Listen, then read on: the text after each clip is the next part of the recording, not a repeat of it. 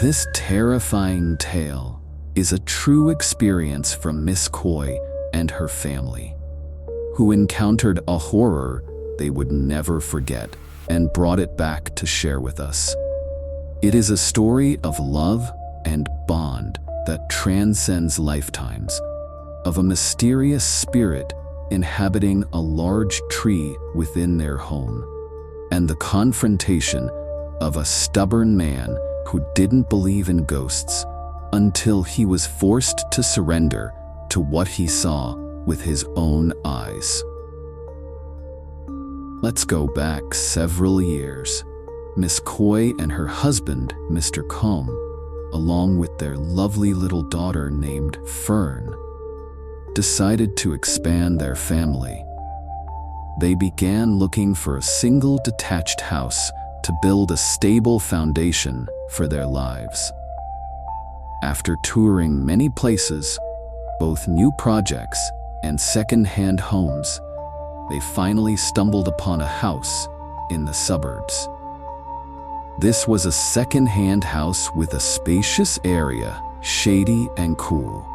Most importantly, the price was shockingly reasonable. Upon inquiring about its history, they found that this house had been up for sale for over 2 years, yet no one was interested or could successfully close the deal until it reached Miss Coy's family, who felt a strange destiny with this house.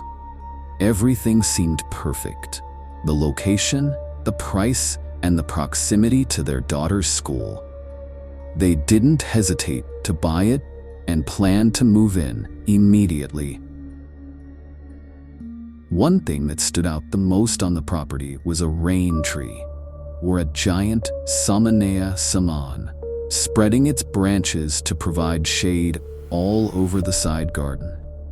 Its trunk was massive and looked ancient, as if it had stood there long before the house was built. The rough bark and roots that dug deep into the ground gave off a feeling that was both majestic and mysterious at the same time.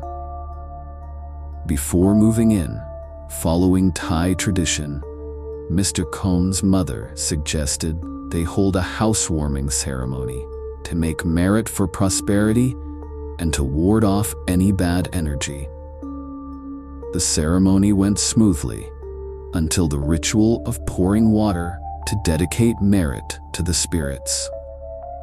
After the monks finished chanting, Miss Coy was tasked with taking the holy water to pour onto the soil to share the merit with the land spirits. At first, she intended to walk over and pour it at the base of a mango tree in the front yard. But just as she was about to pour the water onto the ground, a voice spoke up from one of the monks. He spoke in a calm but firm tone. "May woman, do not pour it there. Go pour it at the base of that big rain tree. That place has an owner." Miss Coy paused, slightly surprised, but she followed the monk's advice. She walked over and poured the water at the base of the giant rain tree, unaware that this was the beginning of forming a bond with something that resided there. After moving in, life in the new home proceeded happily. The house was cool and warm, just as they had hoped. But Miss Coy began to notice some strange behavior from her little daughter. In the eyes of a mother, she viewed it as normal for a child to play with their imagination. But sometimes, she secretly saw her daughter sitting and talking, giggling, as if playing with someone, even though there was nothing there but emptiness and the shadow of the great tree. Until one night, an unexpected event occurred. In the dead of night, while everyone was fast asleep in the shared bedroom, Miss Coy was startled awake by the sound of her daughter laughing. Fern's laughter rang out loudly in the silence, as if she were being teased playfully by someone. Miss Coy opened her eyes in the dim light. Street lights shone through the curtains, enough to see shadowy figures, and the image that appeared before her made the mother's heart almost stop.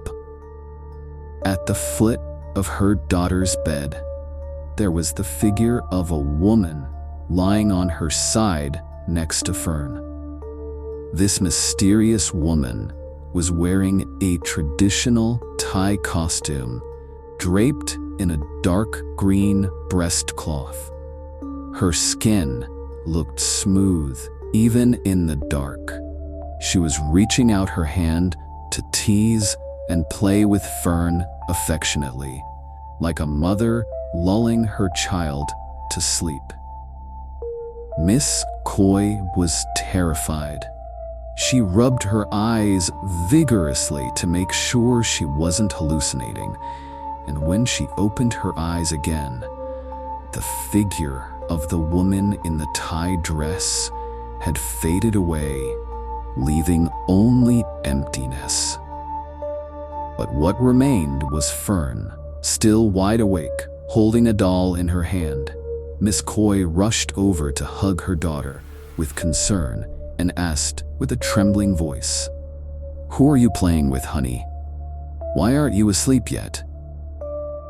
A little girl's answer was innocent, but it made the listeners